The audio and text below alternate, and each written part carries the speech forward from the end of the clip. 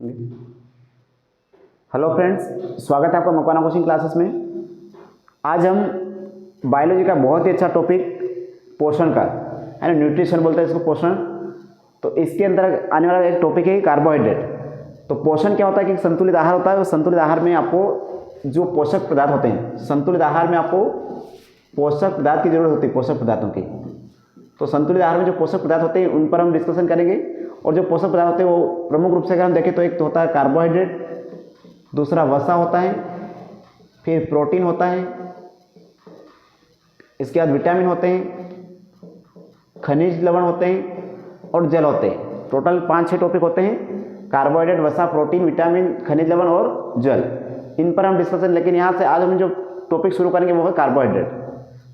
तो कार्बोहाइड्रेट सबसे बेसिक अगर बात हम करें तो कार्बोहाइड्रेट क्या है कि जैविक कार्यों के लिए, है ना, प्रमुख रूप से आपको याद रखना ये वाला, क्योंकि एग्जाम में कभी पूछा जाता है कि कार्बोहाइड्रेट क्या है, और ऑप्शन बना के देता है ये वाला ऑप्शन।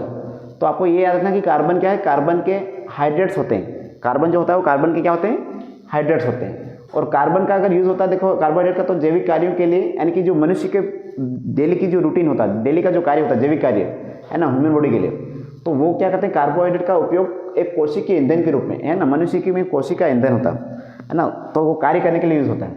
अगर हम यहाँ पर देखें, मेन रूप से आपको याद रखना ये वाली परिभाषा कि जो कार्बोहाइड्रेट का जो निर्माण होता है, कार्बोहाइड्रेट का जो निर्माण होता है वो कार्बन, हाइड्रोजन और ऑक्सीजन। कार्बोहाइड्रेट का जो निर्माण कहाँ होता है, किससे होता है, तो कार्बन, हाइड्रोजन और ऑक्सीजन के 1:2:1। ये बहुत बार पूछा गया एग्जाम में अभी तक, 1:2:1 से होता है। तो कार्बन, हाइड्रोजन और ऑक्सीजन के 1:2:1 से होता है। ये बहुत बार, अब तक कम से कम 10-15 बार एग्जाम में पूछा गया। अगर हम कभी क्वेश्चन पूछे कि रासायनिक रूप से, तो रासायनिक रूप से जो कार्बोहाइड्रेट होता है वो पॉलीहाइड्रोक्सी एल्डिहाइड व कीटोन होते हैं। और इसका जो सूत्र याद रखना हमेशा, CN, कोष्टक के अंदर H2O और कोष्टक के बाहर N। और जो मनुष्य के शरीर होता है, मनुष्य का शरीर, उसमें 50 से लेकर 80% क्या होता है, शरीर में कार्बोहाइड्रेट। मनुष्य के शरीर में 50 से लेकर 80% क्या होता है, कार्बोहाइड्रेट से आपको ऊर्जा मिलती है। मनुष्य के शरीर में 50 से लेकर 80% कार्बोहाइड्रेट से ऊर्जा मिलती है। अगर यहाँ पर क्वेश्चन आता है कि कार्बोहाइड्रेट कितने प्रकार का होता है, तो कार्बोहाइड्रेट प्रमुख रूप से तो 3 होता है। कार्बोहाइड्रेट प्रमुख रूप से 3 होता है, लेकिन कभी कभी चौथा भी होता है, ओलिगोसेकेराइड। तो पहले एक होता है मोनोसेकेराइड, डाइसेकेराइड, ओलिगोसेकेराइड और पॉलीसेकेराइड। अगर हम बात करें यहाँ पर मोनोसेकेराइड, तो मोनोसेकेराइड क्या होता है कि आसानी से घुल जाता है। ध्यान देना, एक बहुत अच्छी यहाँ पर लिखा कि आसानी से घुल जाता है। मोनोसेकेराइड एकमात्र ऐसा कार्बोहाइड्रेट जो आसानी, जैसे कि आपने देखा होगा अंगूर को देखा, या फिर अपने नींबू को देखा होगा। नींबू को जब अगर आप पानी में निचोड़ोगे तो तुरंत पानी में घुल जाता है ना। तो ये वगैरह चीज़ें होती है। इसमें शक्कर को देखो, शक्कर अगर आप पानी में डालोगे तो शक्कर तुरंत घुल जाएगी। तो ये आसानी से घुलने वाला कार्बोहाइड्रेट कौन सा है, तो मोनोसेकेराइड। मोनोसेकेराइड में एक इकाई वाला शर्करा होती है। एक इकाई वाली शर्करा जो होती है, एक इकाई वाली शर्करा होती है, इसको क्या बोलते हैं, मोनोसेकेराइड कहते हैं। और इसके जो एग्जाम्पल है, इसके जो एग्जाम्पल है, एक तो है ग्लूकोज, फ्रक्टोज, गैलेक्टोज। 3 एग्जाम्पल होता है। क्वेश्चन कैसे बनता है कि निम्न में से कौन सा, क्वेश्चन कैसे बनता है, ध्यान देना आप लोग, निम्न में से कौन सा मोनोसेकेराइड का उदाहरण नहीं है। निम्न में से कौन सा मोनोसेकेराइड का उदाहरण नहीं है। तो 1, 2, 3 ये तो रहेंगे, चौथा ऑप्शन आपका यहाँ से आ जाएगा, है ना। ऑप्शन नंबर A ये हो जाएगा, ऑप्शन नंबर B हो जाएगा, ऑप्शन नंबर C हो जाएगा, और ऑप्शन नंबर D ये आ जाएगा। तो क्या नहीं आएगा, सुक्रोज। सुक्रोज क्या है, डाइसेकेराइड है। तो ऐसे क्वेश्चन बनता है। या कभी कभी पूछेगा कि इसमें से कौन सा मोनोसेकेराइड है, तो 3 नाम यहाँ से दे देगा, 3 नाम यहाँ से देगा और 1 नाम यहाँ से दे देगा। तो यहाँ से क्वेश्चन बहुत बनते हैं। तो आपको ये रट के रखना है, ग्लूकोज, फ्रक्टोज, गैलेक्टोज, ये किसमें होता है, मोनोसेकेराइड में।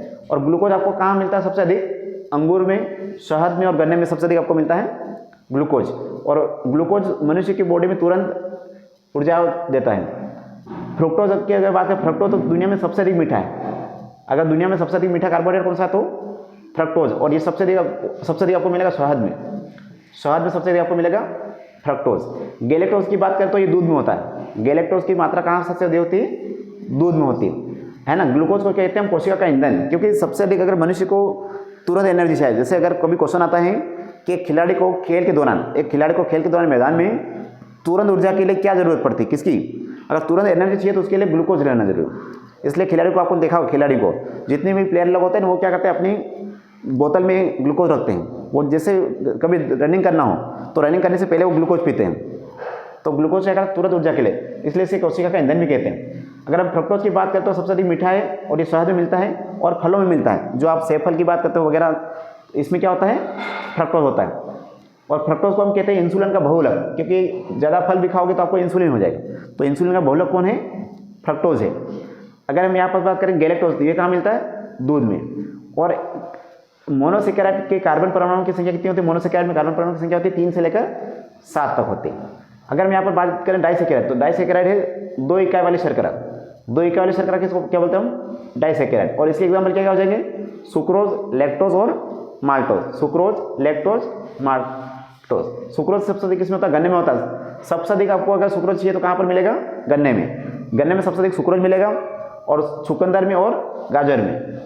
और लैक्टोज तो सबसे अधिक दूध में मिलता है। सबसे अधिक अगर दूध में मिलता है तो लैक्टोज, उसके बाद आता है गैलेक्टोज। सबसे अधिक लैक्टोज मिलेगा, उसके बाद गैलेक्टोज मिलेगा। और माल्टोज आपको मिलेगा बीजों में, जो अंकुरित बीज होते हैं, जैसे जो हो गया, गेहूँ हो गया, सोयाबीन हो गया, इनमें मिलता है आपको माल्टोज। अगर हम यहाँ पर बात करें ओलिगोसेकेराइड, कोई खास इंपॉर्टेंट नहीं है। पॉलीसेकेराइड, तो पॉलीसेकेराइड क्या होता है कि 2 या 2 से अधिक जो इकाई यानी कि अणु जो होते हैं, 2 या 2 से अधिक अणु से मिलकर बनता है, उसको हम कहते हैं पॉलीसेकेराइड। और पॉलीसेकेराइड में एग्जांपल मिलेगा आपको स्टार्च, ग्लाइकोजन, सेल्यूलोज और काइटिन। स्टार्च, ग्लाइकोजन, सेल्यूलोज और काइटिन। स्टार्च आपको सबसे कहाँ मिलेगा, आलू में मिलेगा। स्टार्च आपको सबसे कहाँ मिलेगा, आलू में मिलेगा। ग्लाइकोजन आपको सबसे अधिक मिलेगा जंतु में। और सेल्यूलोज, क्योंकि सेल्यूलोज क्या है, पादपों की कोशिका भित्ति, जो प्लांट होते हैं उनकी जो कोशिका भित्ति बनी होती है वो सेल्यूलोज की बनी होती है, तो इसलिए सेल्यूलोज सबसे अधिक आपको मिलेगा वनस्पति में। और काइटिन आपको सबसे अधिक मिलेगा नाखून वगैरह में। तो ये भी ध्यान रखना। पृथ्वी पर सबसे अधिक पाया जाने जो कार्बोहाइड्रेट वो कौन सा है, तो वो है सेल्यूलोज। पृथ्वी पर सबसे अधिक पाया जाने वाला कार्बोहाइड्रेट का जो कार्य होता है वो क्या होता है, ऊर्जा की आपूर्ति करना, आवश्यक प्रोटीन बनाना या वसा का ऑक्सीकरण, ये उसके प्रमुख कार्य। ऊर्जा की आपूर्ति करना होता है, आवश्यक प्रोटीन बनाना होता है और वसा का ऑक्सीकरण। कार्बोहाइड्रेट अगर तुमने ज़्यादा यूज़ करा, अगर कार्बोहाइड्रेट का यूज़ ज़्यादा कर लिया आप लोगों ने, तो आपको डायबिटीज़ बीमारी हो जाएगी ना, शुगर की बीमारी हो जाएगी, है ना। इसके बाद कब्ज हो जाएगा, आपको भूख में विकार हो जाए, पेट दर्द हो जाएगा, अपच, मोटापा होगा, ये सब होगा आपको अगर ज़्यादा यूज़ करोगे तो। और कम यूज़ करने पर भी बीमारी होगी और ज़्यादा खाने पर भी बीमारी होगी। तो आप सभी का बहुत बहुत धन्यवाद।